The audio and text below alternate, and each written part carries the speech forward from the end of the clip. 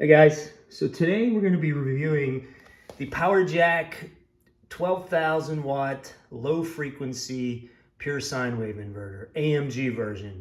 So as you can see, you could jumper it this way, or you could jumper it that way, depending if you want full power to 120 or if you want to do 120 240.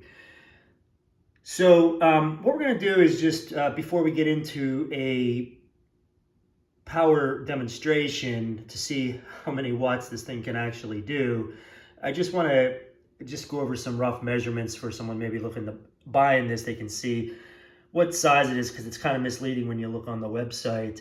I will say I bought this on eBay. I think it was around 300 bucks. I won at an auction. I think they sell for like 350 if you just do a buy it now, but I think I got this for 300 including shipping. And obviously, it's advertised as 12,000 watts. That, I believe, is what they're saying is their surge rating. So it's supposed to be able to do 6,000 watts continuous. And realistically, if I can get it to do 3,000 watts continuous, I would be happy. And we're going to test both of those. We're going to run this at 3,000 watts, and then we're going to run it at 6,000 watts to see if it'll even run. We'll also test the surge capacity, because one of the biggest things this thing boasts is, because it's low frequency and has a transformer, that it supposedly can handle surge watts pretty well. So we'll test that as well. I have an older 120 volt air conditioner that has a very high surge when it starts up, and I also will connect this to my house as well, and we'll see if it can start my 2.5 ton air, whatever you want to call it, AC/heat pump. So let's just try to get into it here real quick. Try to get you some rough measurements. So this way here, it's about 12 inches. That way, and then if we go this way, it's about 18.5 inches on that side. Already took the cover off, so I will say when I had this running, this definitely appears to be a high output fan. When it comes on, it's really loud and it definitely blows a lot of air. So just a transformer, just to give you an idea of the size, it's about maybe 7 inches in diameter. So it's not small, but it's not extremely large either. It does boast this this particular transformer does only have 4 output wires, which is good. Some of these I think used to have 5 or 6. So this is true 120, 240 split phase. The input wires is 48 volts. A little bit, in my opinion, oversized for 48 volts. You can see there's two, I don't know, that wire thickness is pretty high. Almost looks like a 0 gauge or something, but there's 2 of them for the positive and 2 for the negative. I'm trying to come down and show you the driver board. I don't know if it's hard to get in there and show you some of those. There you go. So I think I got it upside down, but you can kind of get the information you may need off of there. From what I understand, when I did look below at the capacitors, I think they were the purple capacitors, so I think that's the better capacitor. And there are 6 MOSFETs. Sometimes I think they had 4, sometimes maybe they have less than that. So that's pretty much about it on the inside. And what we'll do next is we'll get this thing wired up. I do have a Nissan Leaf battery bank here that I'm going to be using in my golf cart. So this thing probably has about 3,500 watts in it, of watt hours in it of capacity. So it should have no problem powering this thing up. So what we're probably going to do is I'm going to create a 120 volt outlet here. I'm not going to use the one in here. I'll put one here and I'll put one here. What we'll do is we'll look at the waveform. We'll look at the total harmonic distortion, and we'll probably try to find, like, I don't know, a heater, a hair dryer, something I can get up to close to 6,000 watts on to test this thing. Okay guys, I've got the inverter hooked up to the batteries. We're looking at leg 1 and leg 2. You can see the voltage is almost the same, 122.2, 60 hertz. You can see the sine wave here. Okay guys, I should probably explain what I got going on here. So I've got the Powerjack hooked up to the Nissan Leaf battery bank. It's running about 57 volts DC into here. And I got leg 1 hooked up to that outlet, leg 2 hooked up to that outlet. And I've got an oscilloscope going on leg 1. So you can see the sine wave is pretty good. I've got my Fluke 41B on leg 2. Again, you can verify the sine wave is pretty good. We're at 60 hertz, 122 volts. Same exact thing on leg 1, 122 volts, 60 hertz. So what I have here is this space heater. This is going to be my 1500 watt load here. And on this side, I have a heat gun, which is about, I believe, 1500 watts as well. That's going down here and into that leg. Sorry for the mess I have everywhere, but the point was, we're going to show you this sine wave under load. Also want to show you total harmonic distortion unloaded, and then we'll do it loaded. You can see it's really clean, 2.2. And we will go back to that once we put a load on it. So we're just going to go full out, and then I'm also going to show the power usage as well. So it's going to go straight. Maybe I'll turn them on one at a time, 1500, 1500, leg 1, leg 2. And then also over here, amongst all this mess, I do have a power meter hooked up. So you can see, unloaded, we're drawing 60 watts. So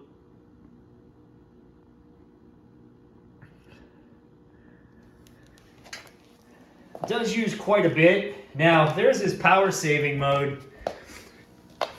And I watched that, it kind of cycles. Like it seems to go to 60 watts, 30 watts, 0 watts, 60 watts, 30 watts, 0 watts. So I guess in theory it would save while it's monitoring electric to come in.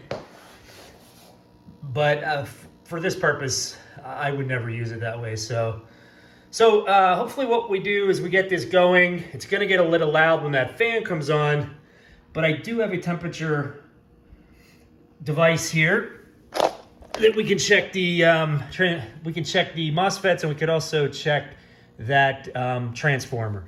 So I think it's about 50 some degrees in the garage right here. We'll just try to shoot it at something and see what we get. Yeah, we're at 54 degrees in the garage.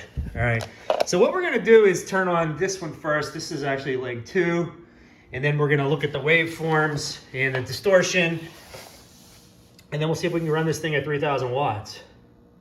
So I'm gonna go ahead over here. I'm just gonna turn this on, but we're gonna watch this. Okay, so waveform still looks pretty good. Voltage on one leg's 118, voltage on this leg's 116. And let's go check the power. So you can see over here, we're running, it looks like around 1300 watts, that 1.3 kilowatts. All right, so everything's good here. We're gonna go ahead now and power up this heater over here. We're gonna have to make sure we get on level 2, which is down. Well, that's on high, you heard that come on. Okay, so now, waveform still looks really good. Voltage looks good at 116. Let's check out the harmonics. 3.5, still pretty acceptable. I think my house TDR is somewhere around 3. Definitely see that's running. Let's go check out the power.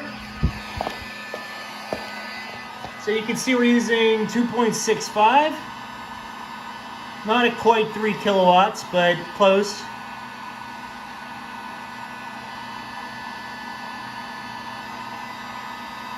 Voltage is at 55.6. All right, so, okay, I got everything hooked back up. Had to rewire that a little bit to this one because it kept coming out. Plus I had to put the second hair dryer in that one. So this is gonna be a little rough on these batteries, but we're just try it for a short run here because we're gonna be running almost 5,000 watts, I think, through this. So you can see we're back at 60 watts. We're still sitting at 56.7. And let's go ahead and give it a go. All right, so this is gonna be real close to a 6,000 watt load. We'll start up over here with this guy. Okay, you can see the voltages. You can see the waveform. See the harmonics. All right, now we'll go over here.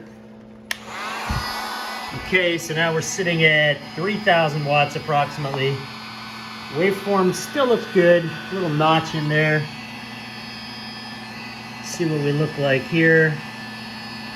Harmonics are good. Notice the voltage is the same. Okay, so now let's go with this hair dryer. So we're gonna go level 3 on. So that's on 116, 119. So notice the voltage changed a little bit. That looks good. Let's see what kind of power we're using. 4.5 kilowatts. All right, we're gonna go to this hair dryer. Oh, we got an alarm. It's doing it, but the alarm's on. Waveform looks good.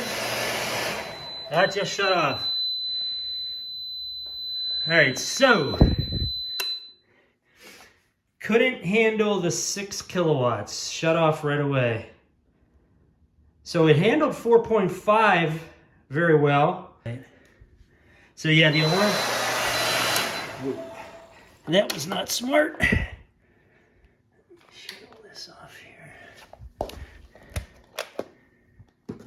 Let's just go straight on, okay?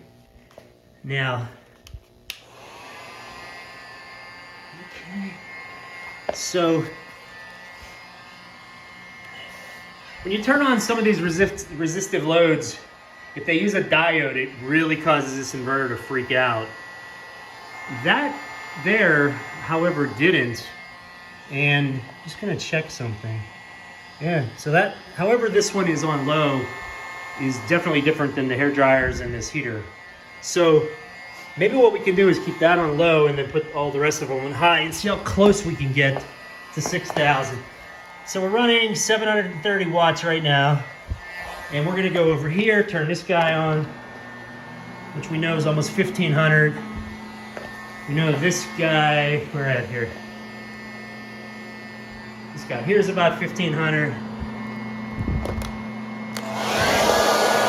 All right, so 3.7, voltage looks good, waveform looks good. Let's see where we're at here. So we're at 3.37. So remember, I only cared about to go 3,000 watts because my DC generator I have is 3,000 watts, and that's all I would be trying to push through it. But obviously we're gonna try to see what this thing can do. So we're gonna turn this hair dryer on now. Oh, we got an alarm. It's not beeping. That looks good. That looks good. Waveform looks good. The alarm light is on, but it's not beeping. And we're at 575. 596. We're close to 6 kilowatts.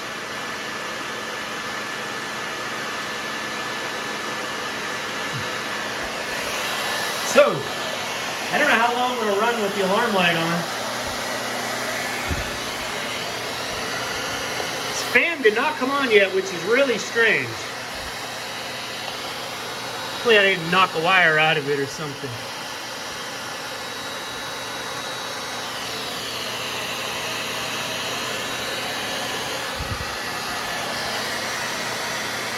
The transformer's not even that hot. So everything's still running. Voltage looks great. Total harmonic distortion looks great.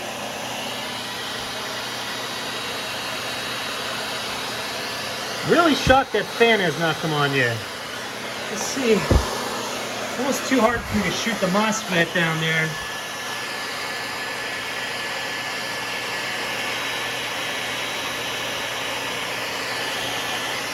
$87, I think it said. 103. Gotta keep a steady hand. And 107. So that's the temperature of the MOSFET. Try another one.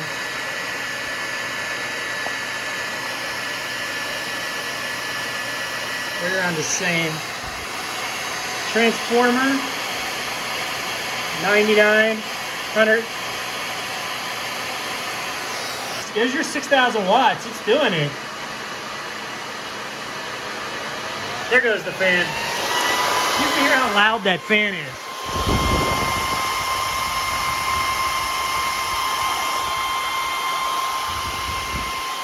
Alarm light's still on.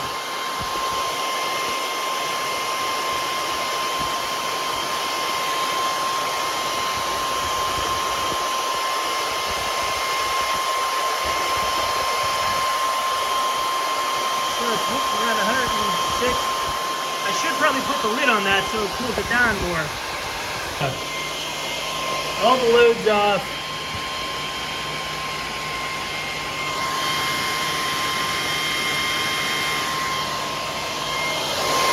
Now you can hear that fan. So the only thing I have on right now,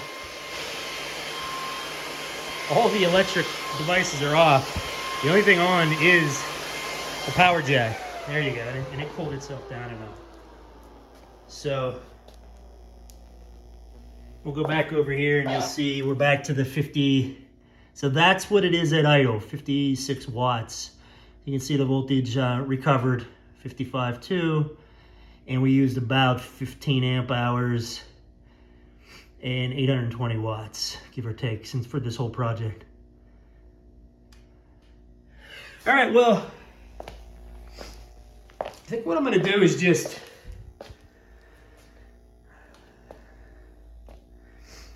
let it run at 3,000 just for maybe 15 minutes. But I think what we saw there is like this thing will cut out right a little bit right at 6. I think as soon as it hits over 6, it seemed to put the alarm on. So I'm not sure what between the alarm light without a beeping noise, the alarm light with the blinking noise definitely only had a few seconds and then it shut itself off. So maybe we'll do that real quick. Is just turn everything back on. We'll turn that on high and then we'll see. Let's see. I think it was a few seconds it took.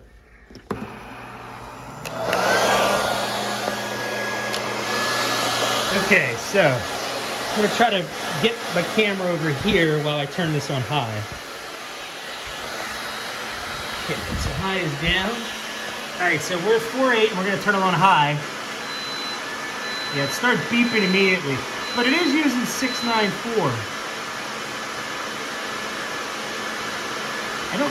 It's very hard for me to get it right. There you go, so there's 6 kilowatts almost, but I believe the alarm light comes on, see? Now, I don't know how long it would run like this with the alarm light on, but if I drop that off, you can see that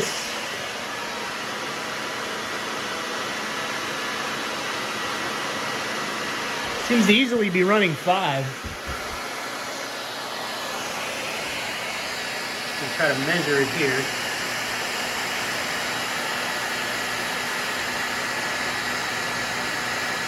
So 137, 138. I have no idea how hot this transformer is supposed to, or could get, or should get.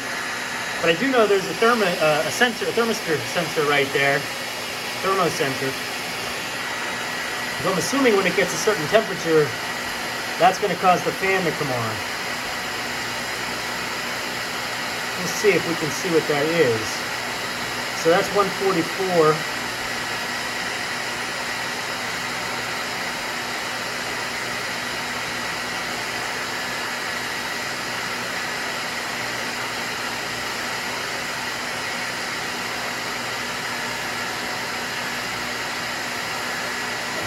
See if I can get the MOSFET again.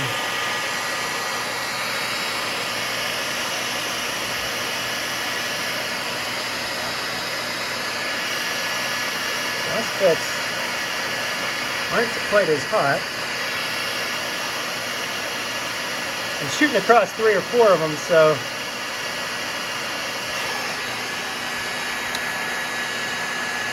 this one was 150.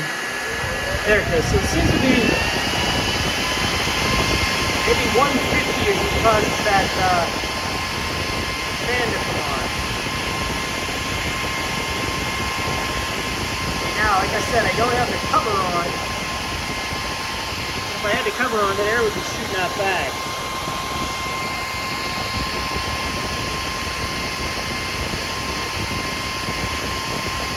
It's pulling it down now.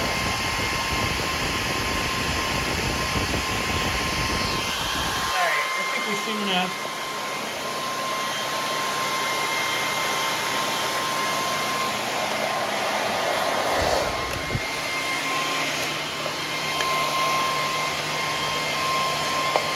Here's what I was doing before when I didn't have the probe in all the way. So you can see the waveform actually is indeed proper. Like I said, there's a little notch in there, but I mean, I've seen a lot worse. Not bad.